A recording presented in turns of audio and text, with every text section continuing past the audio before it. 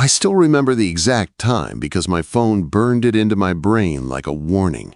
11:47 p.m. on a Thursday night. The house was quiet. The kind of quiet you only get in the suburbs when every porch light is off and the same dogs that bark every morning finally give up for the night. My mom was asleep down the hall, the TV in her room turned low, and I was stretched out on my bed scrolling through my phone with one eye half closed. Then it buzzed. One message. From a number I did not have saved. At first I thought it was spam. Some random link. Some wrong number.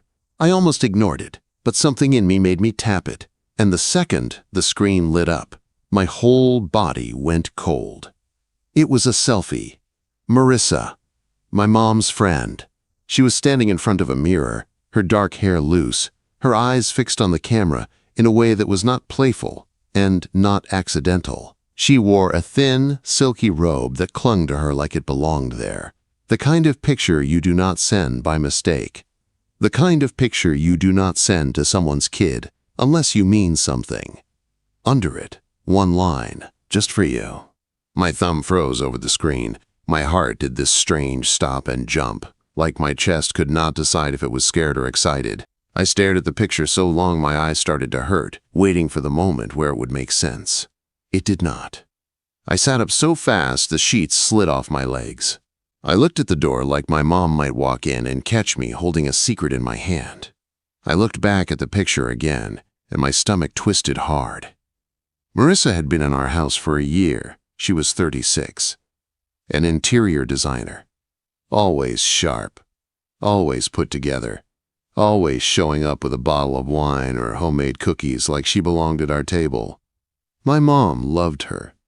They would sit on the couch for hours talking about neighbors and work, laughing like teenagers, while I stayed in my room with my headphones on, trying not to hear my name.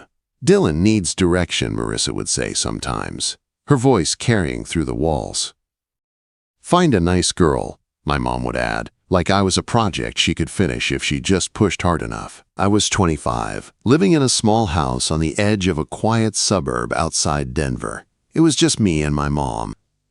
I worked at a garage downtown fixing cars, mostly oil changes and brake jobs. Grease under my nails, motor oil in my clothes, the same routines every day. I had dropped out of community college a couple years back because I never saw the point.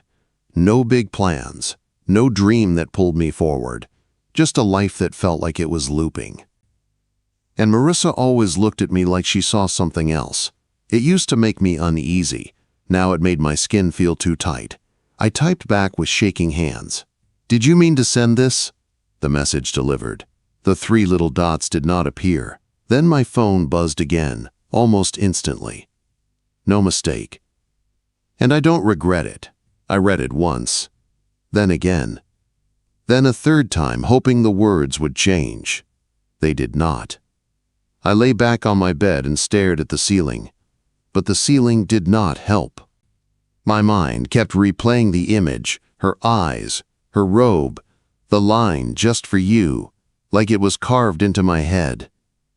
I tried to tell myself she was drunk, that she was joking, that someone else had her phone. But the way she looked in that picture was steady, like she had been thinking about it for a long time. I did not sleep. I kept my phone face down on my chest, like it was a ticking bomb. Every time I closed my eyes, I saw her in that mirror. Every time I opened them, I saw my mom's face at dinner, her fork pointing at me like it was loaded. "Settle down, Dylan." And I kept thinking the same thing, over and over, until the sun finally started to glow through my blinds. What happens now? The next morning felt unreal, like I was walking inside someone else's life.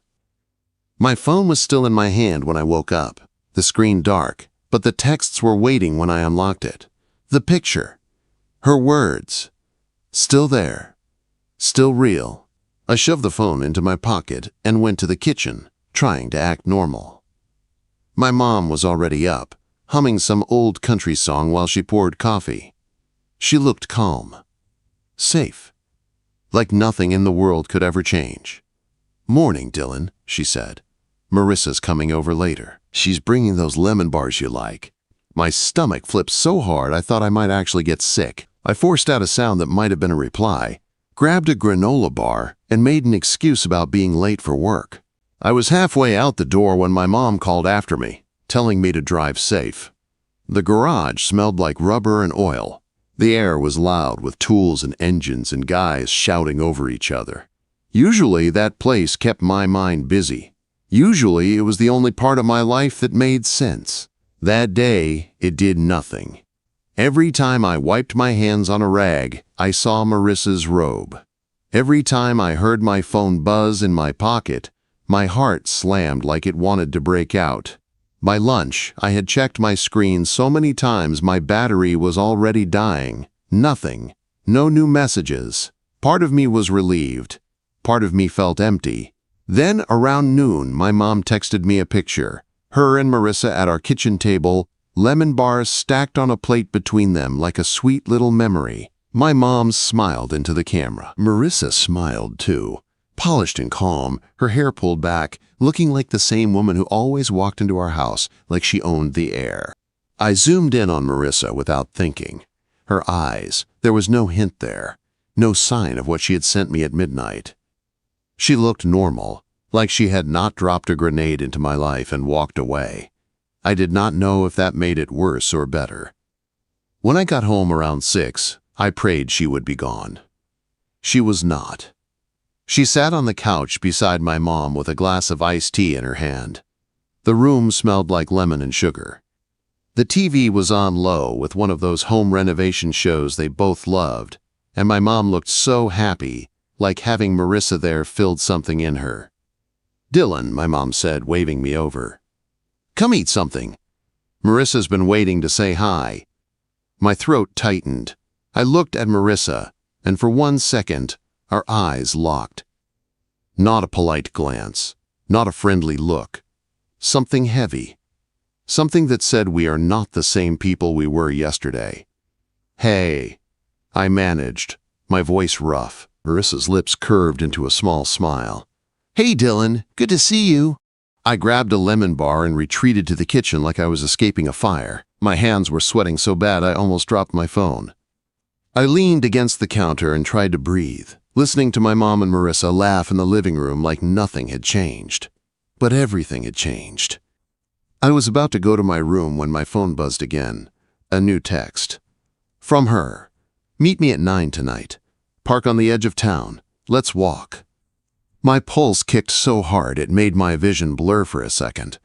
I stared at the message until the letters looked like they were moving. I did not reply. I did not delete it.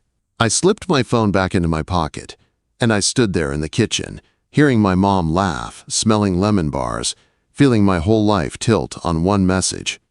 Because deep down, even with fear crawling up my spine, I already knew the truth. At 9 tonight, I was going to go, and whatever happened next was going to change everything. I told my mom I was meeting a friend from the garage and needed to clear my head. I tried to say it like it was normal, like I did that all the time.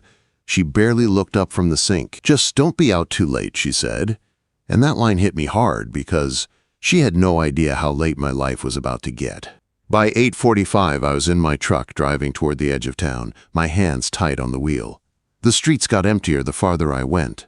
Streetlights spaced out, houses turning into dark shapes, then open land. My phone sat on the passenger seat like it was alive. When I pulled into the park lot, the place was almost empty. Just a few cars in the distance and a lake that looked black under the night sky. I killed the engine and sat there for a second, breathing fast, wondering if I was making the biggest mistake of my life. Then headlights swept across the lot. Marissa's car rolled in and parked a few spaces away from me. She stepped out wearing a simple jacket and jeans, her hair loose and messy in a way I had never seen at my house. No perfect blazer. No polished smile from my mom. Just her, in the dark, looking like a woman who had finally stopped pretending. She walked over slowly like she was giving me space to back out. "You came," she said. "Yeah," I answered, and my voice sounded smaller than I wanted. She nodded once like she was relieved, but she did not smile. Not really.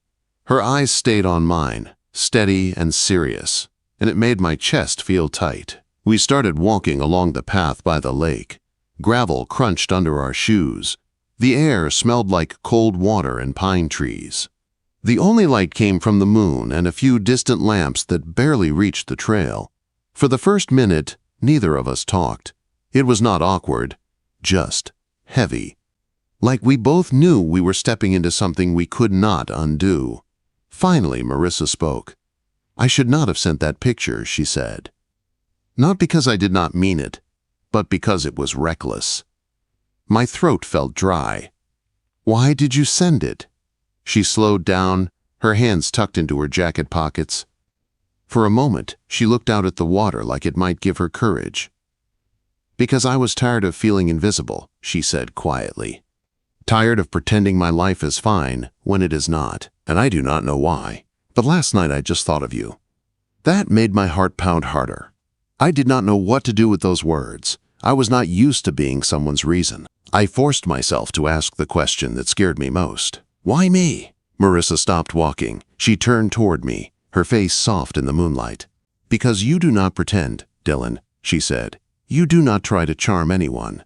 You do not act like you have everything figured out. You are real. Messy, maybe, but real. And I have been around people who smile through their lives like it is all perfect. You are not like that." I swallowed, my chest hot. "That is not a compliment," I said, trying to joke. But it came out flat. She stepped closer, not touching me, but close enough that I could feel her warmth through the cold air. "It is the best kind of compliment," she said, "because it is true." I stared at her, and I could not stop my eyes from dropping for a second to her mouth, then back to her eyes. I hated how much I noticed her, how different she felt outside my mom's living room. I took a shaky breath. "You know you are my mom's friend." Her jaw tightened like she had been waiting for that. "I know," she said, "and I hate that I am doing this. But I also hate that I cannot stop thinking about you." My pulse raced so hard it felt like it was shaking my whole body. I wanted to say something smart, something responsible, something that would make sense. Instead, the truth slipped out. "I have been thinking about you, too." Her eyes widened slightly, and for a second, she looked almost vulnerable, like she had not expected me to admit that. "When?" I let out a breath. "I do not know. Maybe when you started coming around and you looked at me like you actually cared what I said. Like I was not just some kid living with his mom." Marissa's expression softened. "You are not a kid," she said. That line hit me hard, because my mom never spoke like that. My mom still talked to me like I was 15, like she could steer my life by pointing her fork at me. Marissa looked at me like I had a choice. We kept walking, slower now. Our shoulders almost brushed, and every time they got close, my skin lit up. The lake sat beside us, quiet and dark, and the whole world felt like it had shrunk to just this path and her voice. "I do not want to hurt your mom," Marissa said after a while. "She is my friend. She has been good to me." "Then why are you doing it?" I asked, and my voice cracked a little because I hated that I needed the answer. Marissa stopped again, turning to face me fully. Her eyes looked glossy like she was holding something back. "Because I am lonely, Dylan," she said. "And I have been lonely for a long time. I got divorced 2 years ago and everyone thinks I am fine because I dress well and I laugh and I show up with cookies. But I go home and it is quiet. Too quiet. And I sit in rooms I design for other people and I wonder, when I started living like a guest in my own life, I did not know what to say. I had never heard her talk like that. At our house, she was always confident, always light, always in control. Here, she sounded human. I found my voice again. That does not explain why me."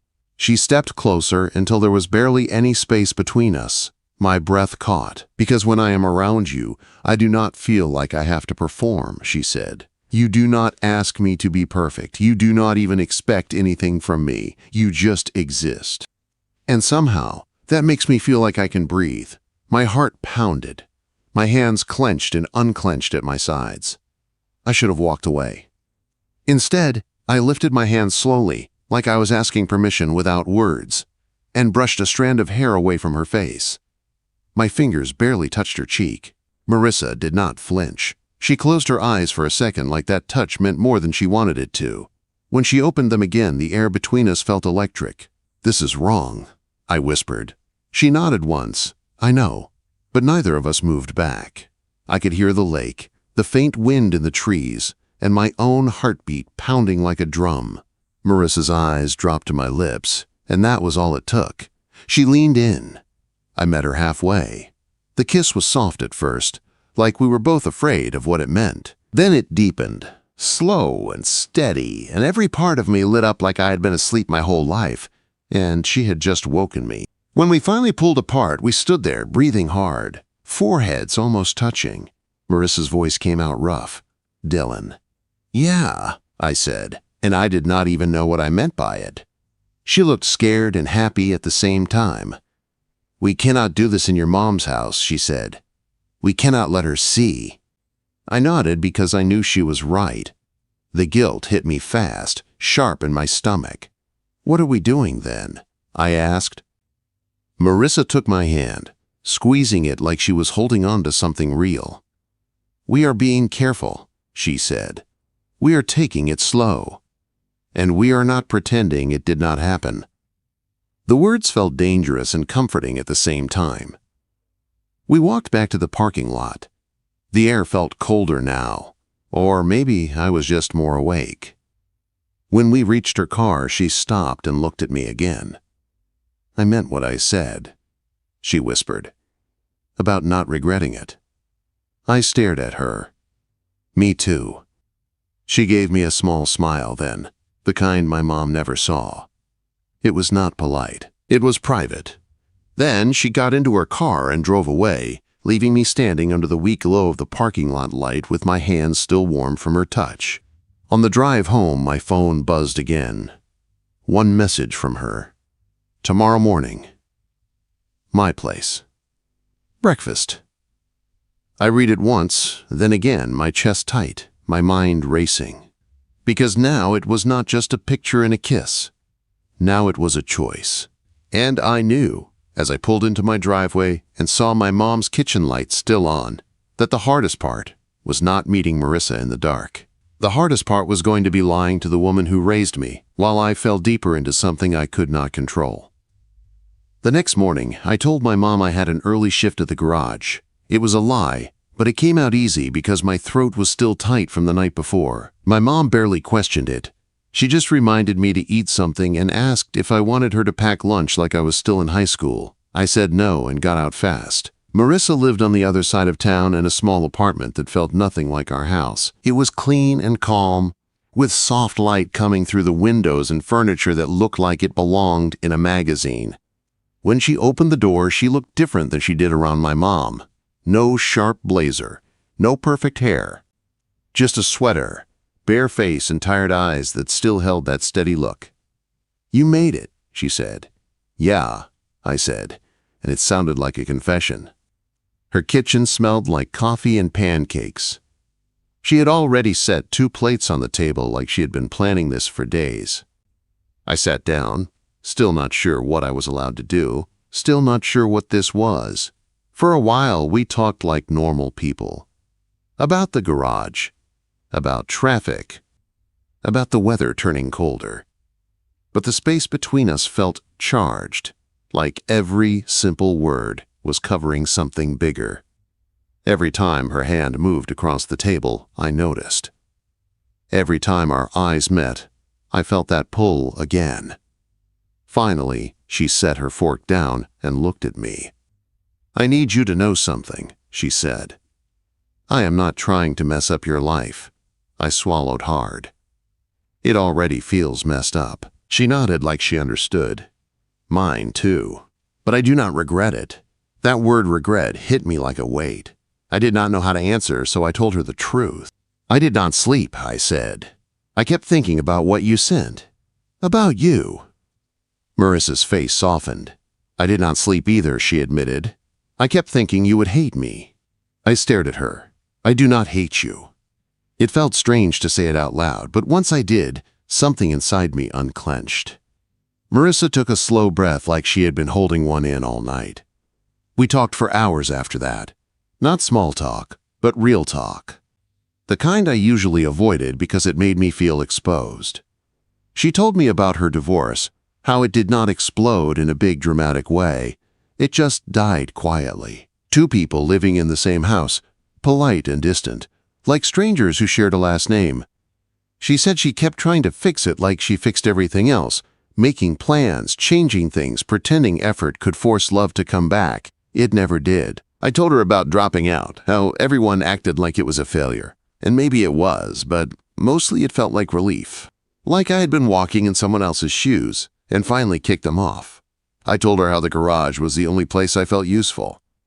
Fixing brakes, changing oil, getting an engine to start again. Simple problems with clear answers. Life was not like that. Marissa listened, like every word mattered. She did not interrupt. She did not judge. She looked at me like I was worth hearing, and that made my chest feel full in a way I did not understand.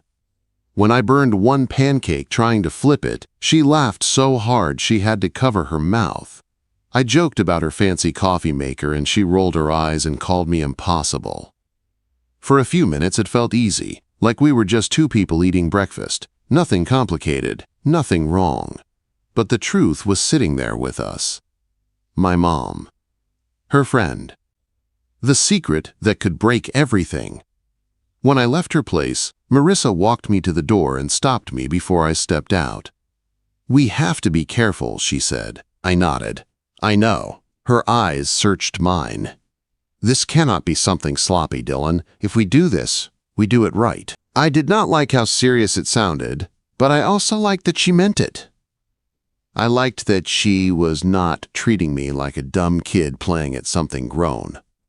She was treating me like a man who had a choice. So that is what we did. We were careful. Marissa still came to our house sometimes, sitting with my mom like nothing had changed. She brought lemon bars. She laughed at my mom's jokes. She asked me how work was with that same warm voice. But now, when she looked at me, there was something hidden under the surface. A quiet knowing. A secret that made my stomach flip. At night, when my mom went to bed, Marissa would text me. Short messages. Simple words. "Where are you? Are you awake?" Thinking about you. Nothing loud, nothing obvious, but enough to keep my heart racing. We met in places where no one would think to look. A diner 2 towns over, where the booths were sticky and the coffee tasted like it had been sitting too long. A trail outside town at dawn, when the air smelled like pine and the world felt empty. Once we drove out to a lookout point beyond the city lights and sat on the hood of her car with a blanket over us, staring at the stars. That night, she leaned her head on my shoulder and asked me what I wanted. I almost laughed because no one ever asked me that like the answer mattered. "I do not know," I admitted. "I have never really aimed for anything." Marissa lifted her head and looked at me like she was seeing through my skin. "You should aim higher," she said. "You have more in you than you think." I stared at the dark hills in the distance and felt something shift, not because of the words alone, but because she believed them. She believed I could be more than the guy who drifted through his days with grease on his hands and no plan in his head. And slowly, I started to believe it too. She showed me her world, how she sketched rooms on a tablet, turning blank space into something warm and beautiful. I teased her about being fancy, and she called me a caveman. I showed her my world too. One Sunday, when the garage was closed, I brought her there and taught her how to use a wrench without stripping a bolt. She laughed when she got grease on her fingers and I wiped it off for her, my hands shaking a little because touching her still felt dangerous. Everything between us grew like that, quiet but strong. And the closer we got, the harder it got to hide. My mom started noticing. One night I got home after midnight because I had been with Marissa at a bar outside town. Nothing wild, just sitting close, laughing, feeling normal for once. But when I walked in, my mom was waiting in the living room with her arms crossed. "Where have you been, Dylan?" she asked. "You are never out this late." I mumbled something about a friend. I kept my eyes down. She did not buy it. "You have been acting strange," she said. "You are distracted. You are sneaking around like you are hiding something." My chest tightened. I told her I was tired. I told her work was stressful. I told her it was nothing. But the look on her face said she was not fooled. After that, the guilt started creeping in. Not because I was ashamed of Marissa, but because my mom had done everything for me, and I was lying to her every day. Marissa could feel it too. One evening, my mom went to the store to grab medicine. Marissa was over, saying she was just dropping off a recipe. The moment the front door closed, the house felt too quiet. The hum of the fridge filled the kitchen like a warning. Marissa stood by the counter, her hands clasped tight like she was trying to hold herself together. "We cannot keep doing this forever," I said. She looked up at me, eyes soft but tired. "No," she said. "It is not fair to her," I added. "Or to you. Or to me." Marissa stepped closer. "I do not want to stop, Dylan," she said. "Do you?" I shook my head, my throat burning. "No." Her hand touched my arm, gentle and steady. "Then we tell her," she said. "Because you are worth the truth." The words hung in the air like thunder in the distance. Tell her. My mom, the woman who loved Marissa like a sister and still treated me like a kid who needed fixing. My stomach turned. "When?" I asked. Marissa took a deep breath. "Soon," she said, "before it gets worse. Before she finds out some other way." I nodded, even though fear flooded my chest. That night, lying in bed, I stared at my ceiling again, just like I did after that midnight photo. Only now the question was different. It was not what happens now. It was how much will it cost when it does. A few days later, Marissa texted me a simple plan. Tuesday, after dinner, we tell her together. I read it and felt my whole body go cold, because I could already see my mom's face. The shock, the anger, the heartbreak. And still, when Tuesday came, I knew I was going to sit in that living room and say the words out loud. Because whatever Marissa and I were, it was already bigger than a secret. And once my mom heard the truth, nothing in our lives would ever go back to normal. Tuesday night felt like walking toward a crash I could see coming but could not stop. The whole day at the garage, my hands moved on their own, while my mind stayed stuck on one moment that had not happened yet. I changed oil, checked brakes, tightened bolts, and kept thinking about my mom's face when I told her. I kept thinking about Marissa's voice when she said we need the truth. When I got home, my mom was in a good mood. That was the worst part. She was making dinner, humming to herself, moving around the kitchen like everything was normal. The smell of roasted chicken and buttered corn filled the house. She asked me how work was. I said fine. She told me Marissa was coming over to share a new recipe and maybe stay for coffee after. I nodded like that was normal too. By the time Marissa arrived, my stomach was in knots. I heard her knock, then my mom's cheerful voice as she opened the door. Marissa stepped inside carrying a small container like she always did. She looked polished, but I could tell she was nervous. Her smile was tighter. Her eyes flicked to me for a second, then away. Dinner was a blur. My mom talked about neighbors. Marissa laughed at the right moments. I barely tasted the food. My fork scraped the plate while my heart hammered in my chest. I kept waiting for the right moment, but there was no right moment. Every second felt wrong. After dinner, my mom brought coffee to the living room. She sat in her usual chair. Marissa sat on the couch. I sat across from my mom with my hands clenched on my knees. The clock on the wall ticked loud enough to make my skin crawl. Marissa glanced at me and gave a small nod. I took a breath that felt too shallow. "Mom," I said, my voice dry. "There is something we need to tell you." My mom's smile faded, not fully, but enough that I knew she felt it. She set her mug down carefully. "What is it, Dylan?" I looked at Marissa. Her face was pale, but she stayed steady. "It is about me and Marissa," I said. My mouth felt like it was full of sand. "We have been seeing each other." The room went still. My mom stared at me, like she did not hear right. Her eyes shifted to Marissa, then back to me. Her eyebrows pulled together slowly. Seeing each other how? I swallowed hard. Together, I said. Like that. We are together. My mom's coffee mug hit the table harder than it should have. The liquid sloshed near the rim. She stood up so fast her chair scraped the floor. Her face went pale, then flushed, like anger and hurt were fighting for space. "No," she said, and her voice cracked on the word. "No, that is not funny." Marissa stood too. "It is not a joke," she said softly. My mom turned to her, and I had never seen that look on my mom's face before. It was betrayal, sharp and raw. "You are my friend," my mom said. "You sat in my house. You ate at my table. You asked me about my life. You smiled at me." Marissa's eyes filled with tears. "I know," she said, "and I am sorry. I never wanted to hurt you, but it happened, and it is real." My mom's head shook like she was trying to shake the words out of the air. "Dylan," she said, turning to me now, "you are 25. She is 36. This is insane." I stood up, my legs shaking. "It is not insane," I said. "It is not some game. I chose this." My mom's eyes flashed. "You do not even know what you want in your own life, Dylan.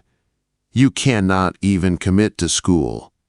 And now you think you can commit to this." Her words stung because they hit the place I always tried to ignore. But I did not look away. "I know what I want right now," I said. "I want her." My mom's breath hitched. She looked like I slapped her. Marissa reached for my hand, and I let her. Her fingers were cold, but steady. "Mom," Marissa said, her voice shaking. "I love him. I did not plan it. I did not go looking for it. But I cannot lie about it anymore." My mom laughed once, a hard sound that did not match her face. "Love," she repeated. "You are telling me you love my son." Marissa nodded, tears spilling now. "Yes," she whispered. My mom's mouth opened like she wanted to say 100 things, but only one came out. "Get out," she said. I froze. "Mom." "Get out," she said again, louder.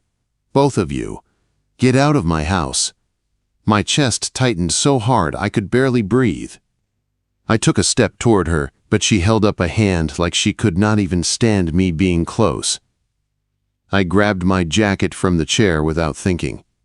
Marissa picked up her bag. We walked to the door in silence, like the air had turned heavy around us. At the doorway, I turned back. My mom was standing in the middle of the living room, arms crossed, eyes wet, staring at the floor like she could not look at either of us without breaking. "Mom," I said, and my voice sounded small again.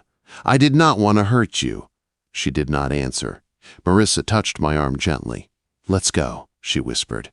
Outside, the cold hit my face like a slap. Streetlights cast long shadows on the pavement. We stood by Marissa's car for a second, both of us breathing like we had just run. "I did not want it to go like that," I said. Marissa's eyes were red, but she did not look away. "Neither did I," she said. "But we are here now." I looked at her. My chest hurt, not just from my mom's anger, but from the truth that my life had split in half in one night. "What now?" I asked. Marissa reached for my hand again, holding it tight. "We figure it out together," she said. I did not go back inside. I could not. I drove to Marissa's place, grabbed a bag from my room when my mom was still in the living room, and left without another word. The silence between me and my mom felt like a wall I could not climb. Marissa's apartment was quiet when we got there. She made tea we did not drink. We sat on her couch, my bag on the floor, both of us staring ahead like we were trying to understand what we just did. I felt empty and full at the same time. I felt guilty and alive. I felt like my life was finally moving, but it was moving through pain. Marissa leaned into me, her head on my shoulder. "We chose this," she whispered. I wrapped my arms around her. "Yeah," I said, "we did." The next few weeks were hard. My mom did not call. I did not go back to the house. Every time I looked at my phone, I expected her name. It never came. The guilt stayed in my stomach like a stone. Marissa and I built a new routine because that was all we could do. We met each day like a decision. Some days it felt easy, like we were finally honest. Other days it felt like we were walking through a storm with no shelter. But Marissa did not let me fall back into drifting. One night, she sat across from me at her tiny kitchen table and slid a stack of papers toward me. Trade programs, apprenticeships, carpentry classes. She had printed them all out like she believed I would actually pick one. "You are good with your hands," she said. "Not just cars. You fix things. You build things. You can build a life too." No one had ever said that to me like it was a fact. My mom always talked about what I was not doing. Marissa talked about what I could do. So I applied. I enrolled in a carpentry program, and when I told Marissa, she smiled like she had been waiting for that moment. She hugged me tight and whispered, "I knew you had it in you." 4 months after that night, Marissa and I moved into a small one-bedroom apartment near a lake just outside Denver. It was nothing fancy. Creaky floors, a tiny kitchen, windows that let in soft morning light. But it felt like ours. The air smelled like pine trees, and on quiet nights, we could hear the water ripple like it was breathing. We were not a secret anymore, at least not between us. We still kept things quiet from the world, not because we were ashamed, but because we were tired. Tired of opinions, tired of people acting like love needed permission. We made small, ordinary memories that felt bigger than anything I had before. I taught her how to fix a dripping faucet, guiding her hands on the wrench until she laughed when water sprayed everywhere.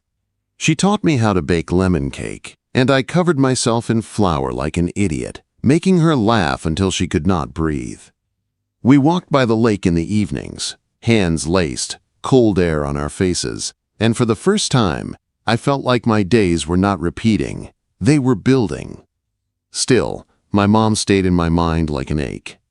Then, one afternoon, my phone buzzed. A message from her. "I'm not ready to talk, but I'm glad you're safe." That was all. No forgiveness, no warmth. But it was a crack in the wall. I stared at the screen until my eyes burned. Marissa sat beside me, watching my face. "Is it her?" she asked. I nodded. Marissa rested her hand on my knee. "She loves you," she said quietly. "She is just hurt. Give her time." I leaned back and let the air out of my lungs. Time felt like the only thing I had left to offer. That night, Marissa and I sat on the hood of our car by the lake, a blanket over our shoulders. Stars spread across the sky like someone spilled light. She leaned her head on my shoulder, and I held her hand. "You ever regret it?" I asked. She turned her face toward me, her eyes steady, soft, sure. "Not for a second," she said. I swallowed hard. "Me either." She smiled, and it reached her eyes. Later, lying in bed with the lake murmuring outside the window, Marissa traced slow circles on my arm. "You know what that picture did," she whispered. I turned toward her. "What?" "It woke me up," she said. "Made me stop pretending too. Made me choose something real." I looked at her, and my chest filled with a feeling I did not have words for. "It changed my life," I said. "Not just because of you. Because it made me want to be someone worth choosing." Marissa kissed me slow and steady, like she was sealing a promise. When I think back to that midnight photo, I do not think about the robe anymore. I think about the moment my life stopped looping. The moment someone saw me and I finally saw myself. It cost me peace. It cost me my mom's trust, at least for a while. But it gave me something I never had before. A direction, a choice, a love that did not feel perfect, but felt real. And every time I walk by that lake with Marissa's hand in mine, I know one thing for sure. That photo did not ruin my life. It changed it. And I have not looked back since.